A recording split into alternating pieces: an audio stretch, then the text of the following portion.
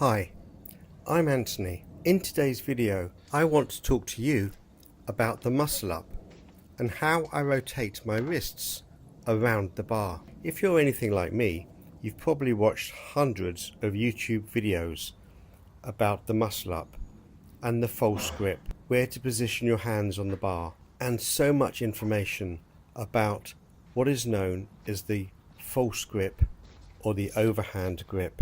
When I was trying to get my first muscle up, I found trying to master the false grip as well was a little bit too much. When you're hanging below the bar, your knuckles are pointing to the sky. When you're above the bar, then your knuckles are pointing to the ground. So at some point during the transition, your wrists need to rotate around the bar. If you're a gymnast or an experienced calisthenics athlete, or you've really mastered the muscle up, then a false grip is an amazing skill to learn.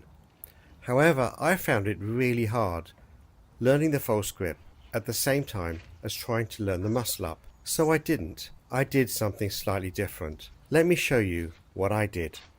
And if it works for you, then that's fantastic. Before we dive too much into this video, there are a few fundamentals that you do have to get before you can get your first muscle up. For example, it is recommended that you can do 15 good quality pull-ups in one set.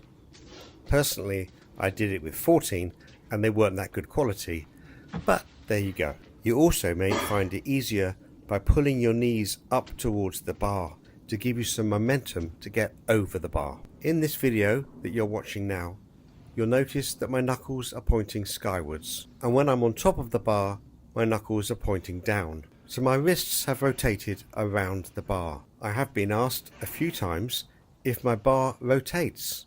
Well, no, it doesn't. It's fixed.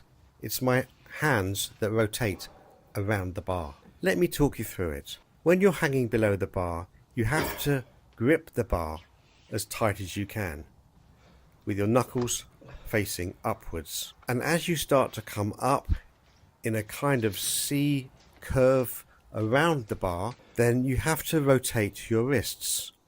Now, if you're using a false grip, your wrists are already in the right position. If, like me, you're not using a false grip, then you need to relax the grip in your hands, loosen the grip around the bar, and as you go up over the bar, as the momentum carries you over the bar, you release your grip further until you're in a position when you're above the bar, when you grip the bar again. Now, this isn't something that I found easy or quick to learn, and it takes an element of confidence and bravery, because asking anybody to let go of the bar or to release your hands or your grip from the bar as you're trying to go around and up and above the bar takes a certain amount of bravery. It doesn't feel safe and it doesn't feel natural. And you must have enough explosive energy to give you that momentum to get you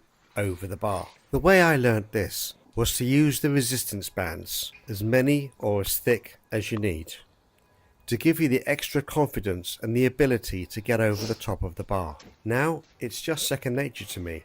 I don't even think about it. I just do it, and it feels perfectly safe. And I couldn't do a muscle up any other way. I hope you found this video useful, and if you did, please do give it a like. The algorithm will absolutely love it, and it'll help promote this video to a wider audience. If you haven't already subscribed, this will be a great time to do so. And don't forget to hit that notification bell, and I'll see you on the next one.